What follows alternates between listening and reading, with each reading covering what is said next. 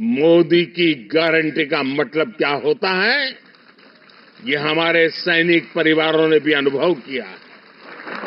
आप याद कीजिए, 4 दशकों तक OROP, one rank one pension को लेकर कैसे सैनिक परिवारों से झूठ बोला गया, लेकिन मोदी ने ओआरओपी लागू करने की गारंटी दी थी और उस गारंटी को बड़े शान के साथ पूरा भी कर दिया। नमस्कार साथियों, अभी आपने ये वीडियो देखा जिसके अंदर हमारे माननीय प्रधानमंत्री मोदी जी बड़ी बड़ी बातें कर रहे थे वन रैंक वन पेंशन की। अब मोदी जी की गारंटी है जिन्होंने वन रैंक वन पेंशन का वादा पूरा कर दिया है। हालांकि ये मोदी जी का कहना है, क्योंकि अभी मोदी जी ये जो अभी वीडियो आपने देखा, ये राजस्थान के पोखरण में गए थे कार्यक्रम के अंदर। वहां पर इन्हें याद आया कि मुझे अपने जो पूर्व सैनिक हैं उनका भी तो इस लोकसभा के चुनाव में वोट चाहिए। तो उन्होंने बात वो रखी कि मोदी जी ने गारंटी दी थी कि मैंने गारंटी दी थी कि जो 4 दशक से, मतलब पिछले 40 वर्षों से जो वन रैंक वन पेंशन का मुद्दा जो लटका हुआ था वो मोदी जी ने पूरा कर दिखाया है। लेकिन जमीनी हकीकत मोदी जी इस वक्त कुछ और है। जमीनी हकीकत यह है कि हमारे देश के जो पूर्व सैनिक हैं वो जमीन पे उतरकर ये कह रहे हैं कि हमें हमारा जो वन रैंक वन पेंशन का लाभ था वो नहीं मिला।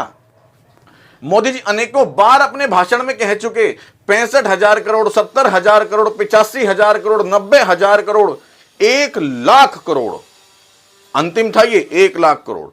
लेकिन मोदी जी सच मायने में हमारे देश के जो पूर्व सैनिक है वो आज भी अपनी वन रैंक वन पेंशन की मांग को लेकर के धरना दिए हुए हैं जंतर मंतर पर। 1 साल से ज्यादा हो चुका है।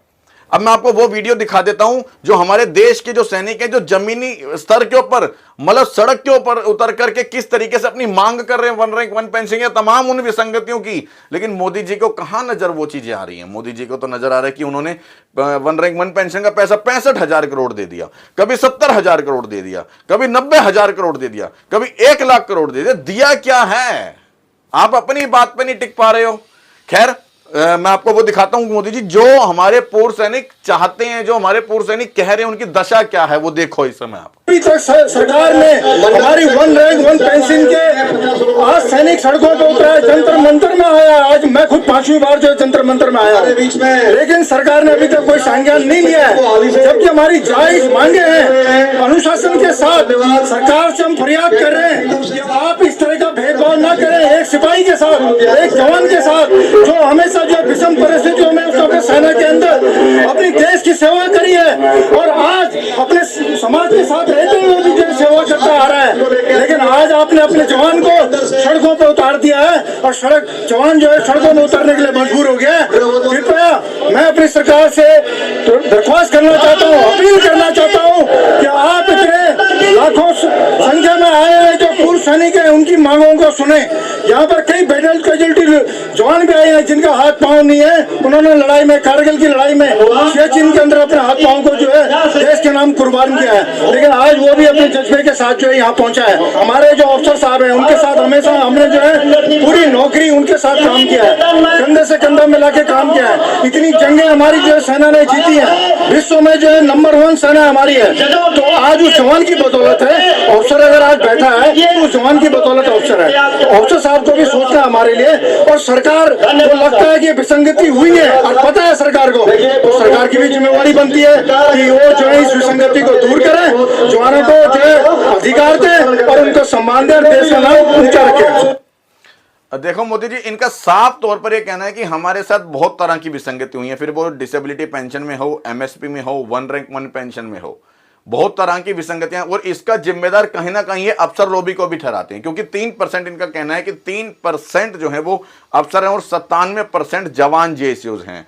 और 97% को लाभ मिला है वन रैंक वन पेंशन का केवल 3%, और 3% जो अफसर लॉबी है उनको लाभ मिला है 97% का। इसी की जांच करवाने के लिए 3 रिटायर्ड जजों की कमेटी की मांग की जा रही है। और अब से नहीं, पिछले 1 साल से लंबा समय हो चुका, ये 3 रिटायर्ड जजों की कमेटी की मांग की जा रही है कि उनकी कमेटी बना दी जाए ताकि वो लोग अपनी बात वहां रख दें। उसके बाद दूध का दूध हो जाए, पानी का पानी हो जाए, सच क्या है वो सामने आ जाए। आखिर वो पैसा वन रैंक वन पेंशन का जो जवान जेएसयूज का था वो गया तो गया कहां है, कहां गया है? अफसर लोभी खा गई है, सरकार के नेताजी मंत्री लोग खा गए हैं। ये सरकार ही झूठ बोल रही है कि 65,000 करोड़, 70,000 करोड़, 90,000 करोड़। सच क्या है? एक और मैं आपको दिखाऊंगा, हरियाणा से पहुंचे हैं वो, किस तरीके से, माफी चाहूंगा, हरियाणा से नहीं, राजस्थान से वो पहुंचे, वो किस तरीके से अपनी बात रख रहे हैं और क्या बता रहे हैं वो इन विषयों को लेकर। एक बार वो वीडियो भी देखिए। ये जो गूंगी बहरी सरकार है, जो वोट के नशे के अंदर जो चूर है, ये गूंगी बहरी सरकार तब तक नहीं जागेगी जब तक कि हम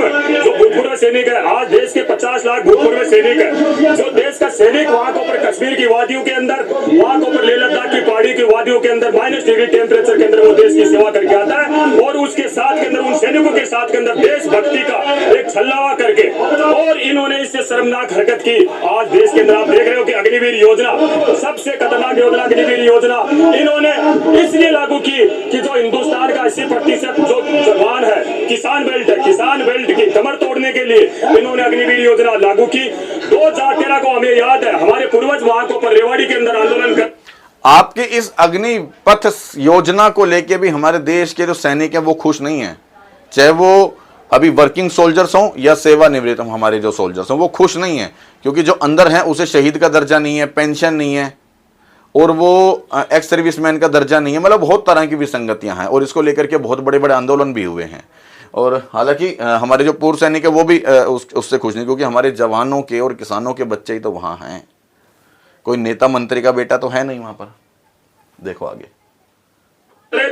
उन्हीं सैनिकों की बदौलत ये सरकार खोखले वादे करके और लॉलीपॉप देके सरकार सत्ता के अंदर आई, लेकिन आज इस हिंदुस्तान के पूरे सैनिकों ने इस सरकार को चेता दिया है, इसको चेतावनी दी है कि अगर इन सैनिकों के सब्र का इंतजार ना ले, इन सैनिकों के सब्र का इम्तिहान ना ले, ये वो सैनिक है, ये वो सैलाब है जो -डिग्री टेम्परेचर के अंदर अपना हौसला रखते हैं। अगर ये सरकार अभी नहीं जागी, आने वाले लोकसभा चुनाव के अंदर यही भूतपूर्व सैनिक 50 से 60 लाख भूतपूर्व सैनिक और इन सैनिकों के साथ के अंदर जो जुड़ा हुआ पूरा परिवार वोट की चोट देके इस सरकार को गिराने का काम करेगा। अभी ये लड़ाई, हमारी जो लड़ाई है, ये सैनिकों की डिमांड के साथ साथ 1 रैंक 1 पेंशन के साथ, समान डिसेबिलिटी पेंशन के साथ, विधवा नारियों को सम्मान पेंशन की देने के साथ साथ अभी इस देश के लोकतंत्र को बचाने की लड़ाई बन चुकी है। इस लोकतंत्र को बचाने का काम इस देश का युवा, इस देश का सैनिक करेगा। देखा मोदी जी आपने, आप हालांकि आप लगभग बार बार ये कह रहे हो कि हमने 1 रैंक 1 पेंशन का पैसा दिया है, 65,000 करोड़, 70,000 करोड़, बहुत बार बता चुका हूं मैं। और हमारे देश के जो पूर्व सैनिक है वो क्या कह रहे हैं? मैंने सिर्फ 2 व्यक्ति दिखाए हैं अभी, और मेरे पास 200 से ज्यादा लोगों की लिस्ट है। इस तरह से 200 से ज्यादा, और लगभग नाना करते करते कम से कम 300, 400, 500 वीडियो डाल चुका हूं। लेकिन शायद उम्मीद है इन सभी जवानों को, उम्मीद है सभी पूर्व सैनिकों को कि इस लोकसभा के इलेक्शन से पहले शायद ये सरकार हमारे लिए कुछ अच्छा कर देगी। लेकिन अब तो मात्र 15 दिन बचे हैं। ये 15 दिन बहुत खास होने वाले हैं। यदि इन 15 दिन के अंदर कोई अच्छी घोषणा इन लोगों के लिए हो गई तो ठीक है, नहीं तो ये वोट की चोट देने के लिए पूरी तरीके से तैयार हैं। बाकी इस पूरे विषय को लेकर के आपकी अपनी क्या राय है, कमेंट बॉक्स में राय जरूर दीजिएगा। और साथ ही साथ बताइए क्या वाकई जो 1 रैंक 1 पेंशन का अधिकार मारने में जो सबसे बड़ा हाथ है वो सरकार का है या अफसर लोभी का है? आप अपनी राय इस वीडियो के कमेंट बॉक्स में शेयर जरूर कीजिएगा। और चाहूंगा यदि आप लोगों को हमारा ये प्रयास अच्छा लगा हो, ये वीडियो अच्छा लगा हो, जानकारी अच्छी लगी हो, तो वीडियो को शेयर करना बिल्कुल ना भूलिएगा। जय हिंद, जय भारत, वंदे मातरम।